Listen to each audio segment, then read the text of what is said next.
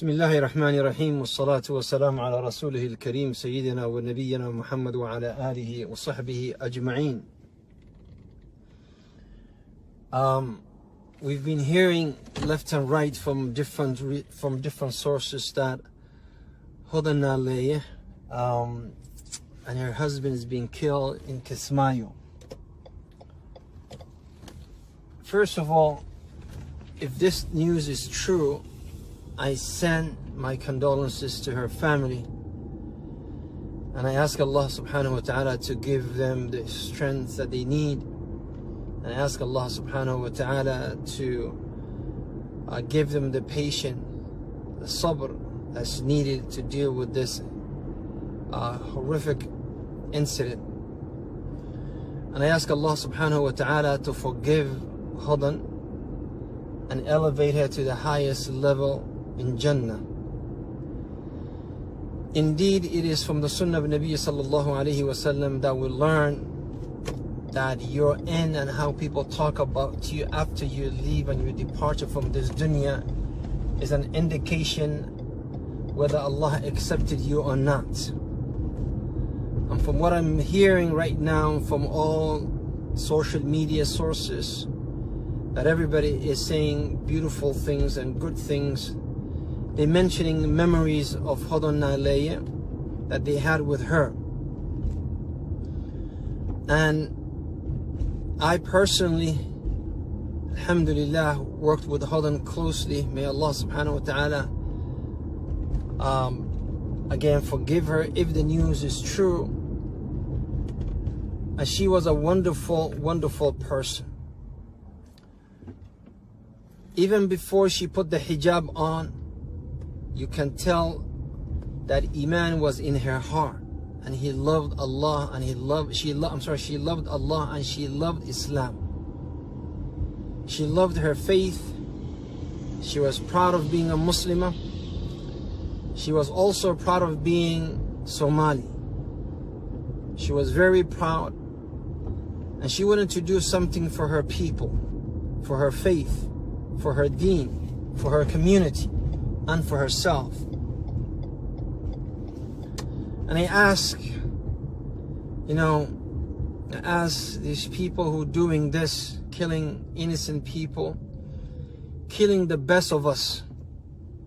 I don't know what is your aim, what is your goal is, but it seems that your ultimate goal is to eliminate anybody with decency, anybody with khair, with seed of khair in their heart. Your purpose is to eliminate anyone who wants to do something for our country, for our religion, for our people. It seems that your ultimate goal is to go after those who have the intention and the potential of doing something for us. And I don't know what religion you follow, I don't know what deen you follow, I don't know what Islam you follow, but definitely not our Islam, definitely not our deen. Not the deen of Muhammad sallallahu alaihi wasallam, not the deen of Abu Bakr and Umar and Uthman and Ali, not the deen of Ahl al-Madhahib, Abu Hanifa, Malik, Shafi'i and Ahmad, not the deen of the ulama of our time. I don't know what deen you follow, whose deen you follow. But I know one thing. Allah subhanahu wa ta'ala will not waste her effort and the effort of people who did a similar work for the ummah. You people kill Ibrahim Adawi, a man who left with 2 PhD, left the United States of America so he can benefit his people. And when he was going, and it hurts me every time I remember this, when he was going, and I was in Maryland at that time, I say, Dr. Ibrahim, you have 2 PhDs in education. You can make the most money that anybody can make in the West. You can be a professor in one of these universities. You can do so much for yourself and for your family right here in Virginia and in Maryland. And you know what he told me? Saciid, I want to do something for my people. I want to help my people. And what did you do? with the first batch of students, with the first group who would graduate, they kill him on the spot. They kill him on that day. And today, I don't know where are you going with this. I don't know what religion or even madhab or even ideology you follow. Going after innocent people. Killing innocent people. Somalia, I don't know where you're going with this. I really don't know. As though we don't have enough enemies. As though we don't have enough enemies from outside. Now, we're going after the best of us. For what purpose? Only Allah knows. But I will say to these young men and women who may get involved with this nonsense and this stupidity, Allah subhanahu wa ta'ala does not allow innocent people to be killed. Allah does not allow properties to be destroyed. Allah does not allow, someone like Ibrahim Adawi, someone like Hodan to be killed in that way or any other way, because Islamically is incorrect. I don't know what the heck's wrong with you guys. Remember, anybody who kills a Muslim, a mu'min, anybody who kills a believer, you will not smell the frequent of Jannah. You will not go to Jannah. There is no paradise for you. I guarantee you, because Quran does not lie. The Sunnah of the Prophet, the authentic Sunnah does not lie. And I don't know what these people telling you, and I don't know how anybody could brainwash you to kill innocent person, but the only way they can do is if you are ignorant of your deen, which I think you are. So once again, my condolences to the family if the news is true. And it hurts me and saddens me to see such a person departure from this dunya and leave children and family members to cry for her. The saddest thing is that her children, if they still are around, they will miss her deeply.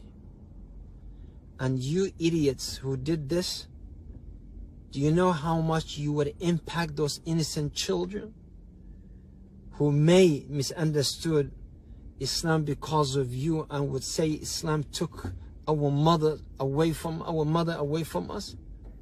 Do you know how much damage you will be causing to those children? You know how much damage you will cause to their faith? She left everything behind. She left the glamours of this dunya. Toronto is where everything is. And she said, I want to spread, I'm going back home. I want to live like a Muslim. And this is what you do. This is how you reward a person who left the dunya behind for the sake of her deen and for herself. May Allah have mercy on those children. And may Allah have mercy on those children, not only her children, but all these children that you misleading them. In this situation, I sincerely believe she's in a better place. Insha'Allah, as'alullah an yaj'alha min ahl al-jannah, to make her from the people of paradise. Because all of the people that is being on the social media, you said nothing but positive things about her.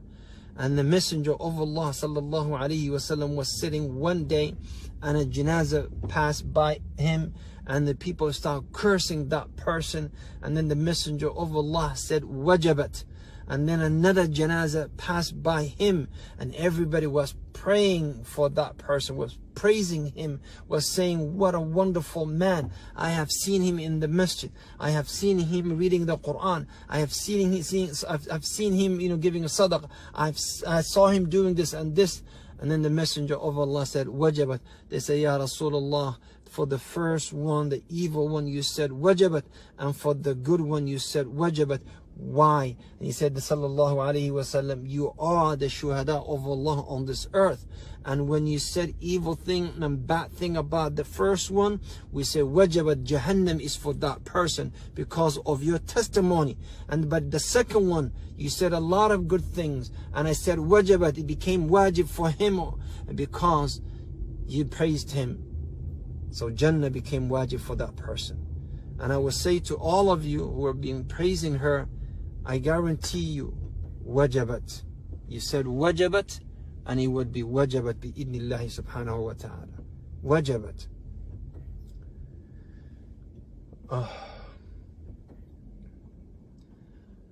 Hodan came to me one day while we were videoing, recording, shooting the 5 minutes that I used to have in a public TV, and she was recording for integration. And she said, you know, what you say about Islam, it makes sense. You know, I want to be a good Muslimah. And subhanallah, and she, you know, I can see that she wants. I said, okay, alhamdulillah, what is holding you back? And she said, you know, my work and what I do, I can't wear hijab, I can't wear abaya. And I said, we need someone exactly like you. Someone with your sets of skills. Someone exactly like you. Have the skills of, you know, we need someone like you to tell the world what Islam and Muslims are. Put the hijab on, put the abaya on, come on TV and let everybody see that you can be a good Muslimah, yet as capable as anyone else. You know, I'm happy that I have sisters on the media, on social media, you know, mashallah, their names are Muslim, and I'm proud of them for what they hold by, for holding on to their deen. But I was more proud of what Hodan did when she put the hijab on and put the abaya on, and she came out and she said, this is who I am. She may not be the alima that you want her to be. She may not be the Muslimah that you want her to be, but she did well.